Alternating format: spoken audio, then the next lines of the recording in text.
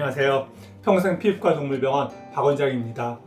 제가 최근에 자가면역 질환에 대해서 몇 가지 소개하는 그런 영상을 촬영하고 있습니다. 오늘도 자가면역 질환과 관련된 이야기를 할 건데, 오늘은 각각의 자가면역 질환이 아니라 굉장히 다양한 자가면역 질환 목록을 소개해 드리려고 하고 있습니다.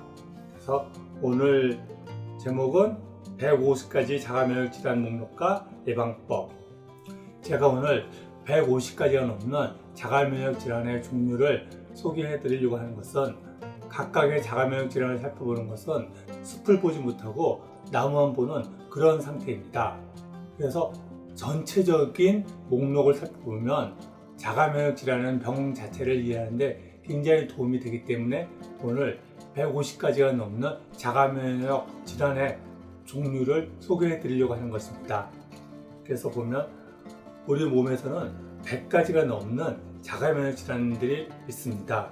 그리고 각각의 목록을 살펴보면 많은 반려견들과 사람들이 겪고 있는 제1형 진성 당뇨병, 그리고 사구체 신염, 류마티스 관절염, 아토피, 그리고 재생불량성 빈혈, 그리고 자가면역성 재생불량성 빈혈. 근데 이 병 말고도 여기에 자가면역성이라고 되어 있는 여러 질병들이 있는데, 재생불량성 빈혈 같은 경우도 그렇고 각각의 질병들은 다양한 원인으로 인해서 발생할 수 있는데 자가면역성인 경우가 많기 때문에 이 자가면역성을 떼고서 각 질병을 읽어보겠습니다. 그래서 간염, 췌장염, 갑상선 질환, 에디슨스병, 그리고 혈소판 감소증, 궤저성 농피증, 이거는 지방층염도 여기에 해당될 수 있습니다. 그리고 용유성 빈혈, 고지혈증, 하시모토 갑상선염. 갑상선염은 대부분 하시모토 갑상선염입니다. 그리고 특발성 혈소판 감소성 자반증, 그리고 심근염, 이물로글로빈 A 신병증, 급성 파종성 뇌척수염, 면역결핍증, 뇌질환, 포도막염, 피부염, 루푸스, 이런 굉장히 다양한 질병들이 자가면역성 질환입니다. 그 이외에도 이런 다양한 질병들, 이걸 일일이 읽는 것은 시간이 많이 걸리므로 각각의 종류를 좀 더 보실 분들은 영상을 잠깐 멈추고 읽어보시면 될 것 같습니다. 그리고 그 다음 페이지에 또 이렇게 다양한 질병들 보면 각 장기마다 자궁이나 식도염, 그리고 근육통, 뇌염 등등 다양한 장기의 자가면역성 질환들이 있고, 그리고 또 처음 들어보는 구차스처 증후군이나 메니에르병, 이런 다양한 자가면역 질환들이 있습니다. 그리고 또 기면증을 비롯한 다발성 근염, 건선, 그리고 피부 경화증, 동맥염, 이런 식으로 150가지가 넘는 굉장히 다양한 자가면역 질환들이 있습니다. 제가 몇 가지 질환만 읽고 넘어갔는데, 각 목록을 좀 더 자세히 살펴보고 싶다면 화면을 뒤로 넘겨서 고정시킨 다음에 읽어보시면 어떤 질병들이 있구나, 그것을 아실 수 있을 것입니다. 이 자가면역 질환인 거는 우리 몸에서 면역 반응이 외부로부터 세균이나 아니면 몸 안에 암세포와 같은 그런 몸에 유익하지 않은 것들을 제거하기 위해서 일어나는 방어 기전입니다. 이거는 우리나라를 외부로부터 적들이 침입하지 못하게 군대가 지키고 있는 그런 것과 같은 역할을 합니다. 그런데 이런 면역이 몸에 해로운 어떤 것들만 제거하는 것이 아니라 우리 몸의 구성 물질에 대해서 면역 반응이 일어나서 조직이 손상되거나 파괴되는 그런 거가 자가면역 질환입니다. 우리 몸에는 이렇게 굉장히 다양한 면역세포들이 있는데, 이러한 면역세포들이 여러 가지 경로를 통해서 선천적인 면역이나 아니면 습득 면역이나 일단 다양한 방식으로 면역작용을 일으키는데, 그러한 면역작용이 외부로 들어온 세균이나 그런 것들만 파괴하는 것이 아니라 내 몸 세포를 파괴할 때 자가면역 질환 증상이 나타나게 됩니다. 그래서 내부 요인과 면역력이 균형을 이루고 있을 때 그때는 건강한 상태가 되고, 만약에 면역력이 저하돼서 세균이나 암세포가 급격히 늘어나는 것을 적절히 제거하지 못한다고 그러면 감염성 질환 아니면 암이 발생하는 거고, 그리고 그에 비해서 면역력이 너무 과잉되어졌을 때 그때는 자가면역 질환이 발생합니다. 그러면 이러한 자가면역 질환은 왜 발생하는 것일까요? 현대의학은 유전자나 아니면 원인을 알 수 없는 특발성으로 이런 자가면역 질환들이 발생한다고 얘기하는데, 그것은 말이 안 되는 얘기입니다. 자연의 생명체들 보시면 수많은 생명체들은 다 이러한 자가면역 질환이 나타나지 않고 모두 건강하게 살아갑니다.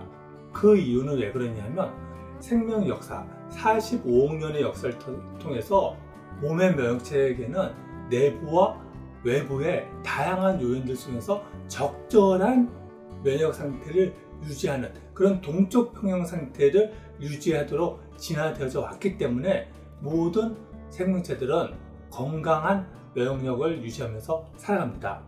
그러면 이 건강하던 면역체계가 왜 우리 인간과 반려동물에게서는 다양한 자가면역 질환이 발생할까요?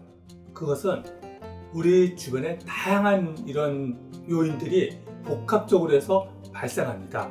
환경 독소, 그리고 시기적 요인, 미생물의 불균형, 스트레스, 그리고 신체 방어력 손상, 그리고 유전적 소인, 이런 여러 가지 것들이 복합되어져서 자가면역 질환이 발생하고, 이 부분에 대해서 이전에도 계속 반복적으로 말씀을 드렸던 것 같은데 다음에 또다시 한 번 더 말씀을 드리겠습니다. 그래서 이런 여러 가지 원인들로 인해서 내 몸의 면역세포들이 과잉되게 면역 반응을 일으키게 되고, 그로 인해서 몸 안에 어떤 특정 장기 할 것 없이 몸 안에서 여기저기서 과잉된 면역 반응이 일어납니다. 근데 반려동물이나 사람이나 모든 사람이 같지 않고 저마다 취약한 부분이 있습니다. 그 취약한 부분에서 좀 더 과민한 반응이 일어나고 장기를 손상시키거나 그런 문제들이 생깁니다. 그래서 어떤 개는 췌장염이 발생하고, 어떤 개는 당뇨, 신부전, 아니면 아토피, 그런 각각의 문제가 발생합니다. 그런 질병들은 현대의학에서는 전혀 다른 문제로 파악하고 각각에 대해서 약을 처방하고 있는데, 사실은 내 몸의 면역 체계가 너무 과잉되면서 그 면역 세포들이 다양한 장기를 손상시키면서 이런저런 증상들이 나타나는 것입니다. 갑상선 조직을 파괴하면 갑상선 호르몬 분비가 저하되는 거고, 또 부신 피질을 공격하게 되면 부신 피질 호르몬이 저하되면서 에디슨이나 그런 질병이 나타나고, 또 신장을 공격하면 신장이 제 기능을 못하게 되고, 그런 식으로 다양한 문제가 발생하게 됩니다. 현대의학은 이런 다양한 질병에 대해서 개 아토피에 대해서 근본적인 문제를 해결하지 않고 증상만 스테로이드나 아니면 면역 억제제, 그리고 최근에 출시된 그런 여러 약물을 가지고서 증상만을 억제하듯이 다른 질병에 대해서도 당뇨 같은 경우도 인슐린 주사나 그런 걸로 그냥 상태만 유지하지 근본적인 문제를 해결하지 않습니다. 그로 인해서 평생 그런 약을 복용하면서 살 수밖에 없습니다. 그러다가 상태가 조금 심해지면 거기에 따라서 또 약이 계속 늘어나는 그런 형국이 됩니다. 그러면 이 문제를 해결하기 위해서는 어떻게 해야 될까요? 이렇게 자가면역 질환은 처음에는 가벼운 거로 시작하지만 시간이 지나면 지날수록 점점점 상태가 악화되어집니다. 예전에도 반건강 상태라는 것을 설명을 드렸었는데, 이 반건강 상태라는 것은 몸의 상태는 건강하고 그리고 질병에 걸린 그 두 가지 상태만 있는 게 아니라 건강 상태에서 서서히 진행되면서 질병 상태가 드러나는 그 상태가 이르게 됩니다. 이 중간의 단계, 겉으로 보기에는 건강해 보이지만 사실은 약간은 문제가 있는 그런 상태가 반건강 상태인데, 그때 그렇게 몸이 안 좋아지는, 다시 말해서 자가면역 질환에서는 자가면역 질환이 점점 더 심해지는 그 상태를 빨리 인지하고서 근본적인 문제를 해결하면 자가면역 질환이 각 장기를 손상시키는 그런 상태가 되지 않고 회복되어질 수 있습니다. 그러면 자가면역 질환이 진행되고 있구나, 그것을 어떻게 할 수 있을까요? 그거는 이런 여러 가지 증상들, 가령 피로하거나 피부가 건조하고 알레르기, 불안, 두통, 기관지 천식, 그리고 심장 질환, 소화불량, 피부 가려움증, 강아지 같은 경우는 가장 흔한 게 발가락 핥는 거, 그리고 관절통, 근육통, 그리고 비만, 췌장염, 당뇨, 이런 여러 가지 증상들이 있을 때 뭔가 자가면역 질환들이 진행되고 있구나, 그걸 인식하고 대책을 마련해 주셔야 합니다. 그 대책이라는 것은 좀 전에 본 것 같은 이런 다양한 자가면역 질환들을 유발하는 원인들, 그것들을 다 피해 주셔야 됩니다. 그래서 이 부분에서 지금 많은 사람들이 제가 피부병 상담을 하면서도 그렇고 다른 질병에 대해서도 보호자분들은 강아지가 어떤 문제가 생기면 병원에 와서 그냥 병원에서 모든 문제를 해결해 줄 것을 기대합니다. 하지만 병원에서는 절대로 이 문제를 해결해 주지 않습니다. 좀 번거롭겠지만 보호자분들이 공부를 하셔야 되고, 그리고 원인이 되는 것들을 집에서 해결해 주려고 노력을 하셔야 합니다. 그렇게 해서 이러한 다양한 원인들을 차단해주고, 그리고 몸 안에 누적된 독소들을 계속해서 디톡스 해주는 그러한 돌봄을 해주시면 강아지의 피부 상태도 그렇고 전신적인 몸의 다양한 자가면역 질환들은 시간이 지나면서 점점 상태가 호전되어집니다. 그래서 다양한 자가면역 질환이나 아토피나 만성적인 피부병이나 그렇게 다른 병들이 아닙니다. 어떤 비슷한 원인들이 있고, 그 원인들이 몸에 계속 누적됨으로 인해서 여기저기 어떤 염증 반응이나 그런 것들이 나타나는 거고, 그래서 근본적인 문제 같이 해결해주고, 그러다 보면 각각의 질병과 아토피, 그런 것들 또한 같이 해결되어집니다. 다음에는 주요 자가면역 질환 몇 가지를 더 소개해드리고, 그리고 이러한 자가면역 질환을 어떻게 벗어날 수 있는지 그것에 대한 이야기도 들려드리겠습니다.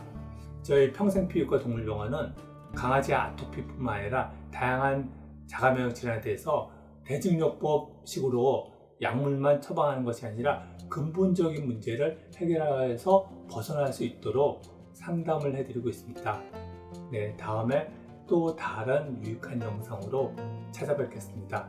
도움이 됐다면 구독과 추천 부탁드립니다. 감사합니다.